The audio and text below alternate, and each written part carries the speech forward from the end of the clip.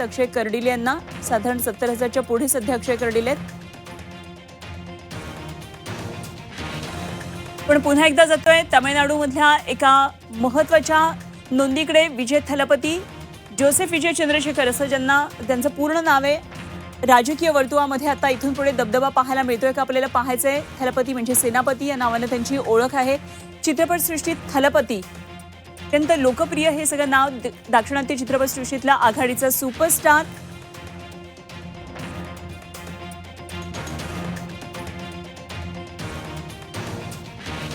पाच राज्यांच्या महासंग्रामातली काही महत्त्वाचे हायलाइट्स आपण सध्या पाहतोय. तर केरळमधून एक मोठी बातमी ती म्हणजे मुख्यमंत्री पदासाठी आता 3 नावं चर्चेत आलेली आहेत आणि काँग्रेसनं मुख्यमंत्री पदासाठी ही 3 नावं चर्चेत आणलेली आहेत. यामध्ये चन्नीथला, के.सी. वेणुगोपाल आणि सतीशन यांचं नाव चर्चेमध्ये आहे. त्यामुळे आता मुख्यमंत्री पदासाठी कोणाला संधी मिळते हे बघायचंय. खरं तर काँग्रेससाठी निश्चितच केरळमधून ही एक दिलासादायक बाब म्हणता येईल. आता मुख्यमंत्री पदासाठी 3 नावं ही चर्चेत आलेली आहेत. आणि ही जी दृश्य आपण झी24 तासच्या स्क्रीनवर पाहतोय ही भाजपचा जो जल्लोष सुरू आहे.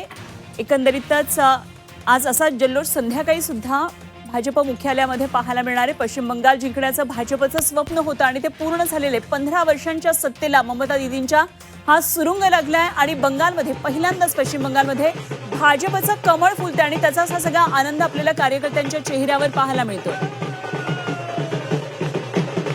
भाजपनं आटोकाट प्रयत्न केले होते. वेगवेगळ्या प्रचार सभांमधून मतांचा जोगवा मागितला आणि ती मतं आता भाजपला मिळालेली आहेत. कलांमध्ये भाजपला स्पष्ट बहुमत आपल्याला पाहायला मिळते. 293 जागांचे कल हाती आलेत. 186 जागा भाजपच्या पारड्यात जातील असं कलांमध्ये सध्या दिसतं आहे. अर्थात हा आकडा आणखी पुढे बदलत राहील, मात्र कलांमध्ये भाजपला हे स्पष्ट बहुमत पाहायला मिळते. मोठा आनंद सध्या भाजपच्या कार्यकर्त्यांमध्ये आपल्याला पाहायला मिळतोय आणि बंगालमध्ये, पश्चिम बंगालमध्ये पहिल्यांदाच भाजपचं कमळ आता फुलताना हे स्पष्ट दिसतं आहे. 5 राज्यांच्या महासंग्रामातली काही महत्त्वाच्या हायलाइट्स आपण पाहतोय. तर 3 राज्यांमध्ये कलानुसार आता भाजपची सत्ता येते. पश्चिम बंगाल, आसाम आणि पुदुच्चेरीमध्ये कमळ फुलणार. तर केरळमध्ये सुद्धा सत्ता बदलाची ही शक्यता दिसतेय. काँग्रेसला दिलासादायक एक बाब केरळमधून पुढे येते. तर एक ग्राफिक्स बघूया आपण. थलपती विजय यांचा परिचय या ग्राफिक्सवर आहे. जोसेफ विजय चंद्रशेखर पूर्ण नाव. चित्रपट सृष्टीतला थलपती अशा नावानं ओळख असलेल्या विजय थलपती यांची आता राजकारणामध्ये ग्रँड एंट्री झालेली आहे. त्यामुळे आता पुढची राजकीय वाटचाल कशी असेल आणि तमिळ जनतेसाठी जी दिलेली आश्वासनं आहेत ती कशा पद्धतीनं पूर्ण करतात, निश्चित मोठं आव्हान असणार आहे. जसं आता आपल्याला झी24 तासच्या डिस्कशनमध्ये ऐकायला मिळालं आणि यामध्ये हेमंत देसाईंनी खूप महत्त्वाचा मुद्दा मांडलेला होता. तो म्हणजे तामिळनाडूची आर्थिक परिस्थिती आणि आर्थिक शिस्त खरं तर बाळगणं खूप गरजेचं आहे. त्यामुळे दिलेल्या आश्वासनांची पूर्तता कशी होतीये बघायला लागणार आहे. अभिनयासह सामाजिक क्षेत्रामध्ये विजय थलपती यांचं मोठं काम आहे. याच लोकप्रियतेच्या जोरावर राजकारणामध्ये एंट्री केली आणि 2 फेब्रुवारी 2024 मध्ये TVK पक्षाची त्यांनी स्थापना केली. सप्टेंबर 2025 मध्ये राजकीय रॅली झाली होती. चेंगराचेंगरी यामध्ये झाली होती. ही बातमी मोठ्या प्रमाणात चर्चेला आली कारण 39 जणांचा मृत्यू झाला होता. विधानसभा निवडणुकीत थेट सत्ताधारी पक्षाला त्यांनी आव्हान दिलं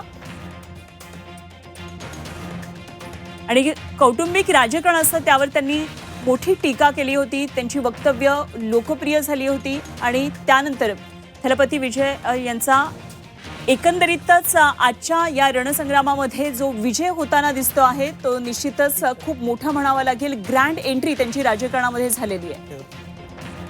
इकडे पश्चिम बंगाल, आसाम, पुदुच्चेरीमध्ये कमळ फुलणार स्पष्ट झालंय. केरळमध्येही बदलाची शक्यता आहे. तर तामिळनाडूमध्ये TVKची जोरदार मुसंडी आपल्याला पाहायला मिळते.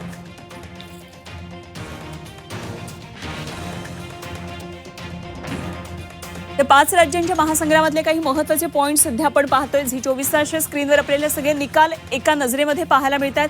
पश्चिम बंगालची आकडेवारी वरच्या बाजूला आपल्याला पाहायला मिळते. तामिळनाडू महत्त्वाची ही 2 राज्य मोठ्या राज्यांकडे संपूर्ण जनतेचं लक्ष लागले होतं. केरळमधली काय स्थिती आपल्याला डाव्या बाजूला पाहायला मिळत आहे आणि पोटनिवडणुकीचे निकाल आपल्याला खालच्या बाजूला फ्लॅश होताना पाहायला मिळत आहे. कोणाला किती मतं मिळालेली आहेत, सुनेत्र पवार यांची मतांची आकडेवारी आणि कसा त्यांनी रेकॉर्ड ब्रेक केलाय, प्रत्येक क्षणाक्षणाची महत्त्वाची बातमी फ्लॅश होताना इथे पाहतोय आपण. राहुल कर्डिले 70,831 मतं.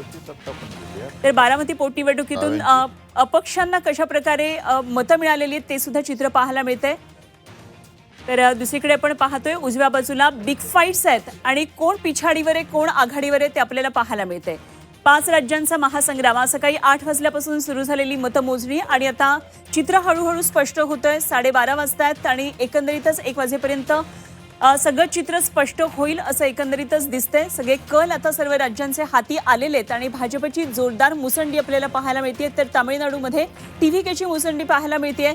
काही वेळापूर्वी आपण काही व्हायरल झालेली भाषणं पाहिलेली होती. तर पश्चिम बंगाल जिंकण्याचं भाजपचं स्वप्न आता पूर्ण झालंय. 15 वर्षांची ममता दीदींची सत्ता त्याला आता सुरुंग लागलेला आहे. त्यामुळे पश्चिम बंगालमध्ये आता इथून पुढे भाजपचं सरकार कशा पद्धतीनं काम करणार हे सुद्धा पाहावं लागणार आहे. पंतप्रधान नरेंद्र मोदी आज संध्याकाळी 6:30 वाजता भाजप मुख्यालयामध्ये येतील आणि सर्वांना मार्गदर्शन करतील. विजयाबद्दल ते काय नेमकं बोलतायत हे बघणं खूप महत्त्वाचं ठरणार आहे.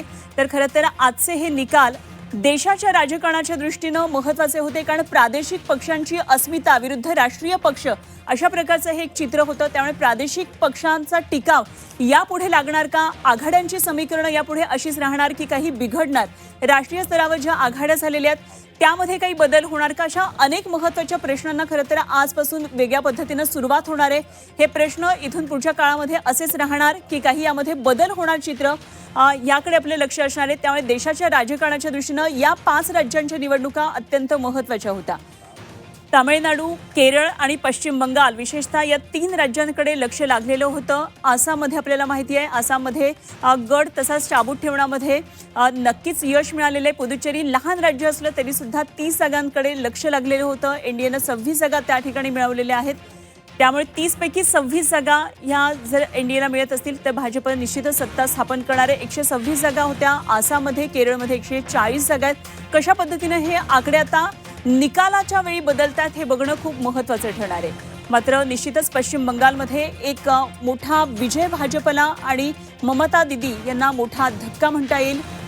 मा, माटी आणि माणूस हा जो ममता दीदींचा एक घोषवाक्य होतं, त्यांचा जो नारा होता, त्याला यावेळी कुठेतरी बंगाली जनतेनं मत दिलेलं नाही असंच म्हणावं लागेल आणि बंगालच्या या सत्तेमध्ये परिवर्तन झालं हे आता निश्चित आहे.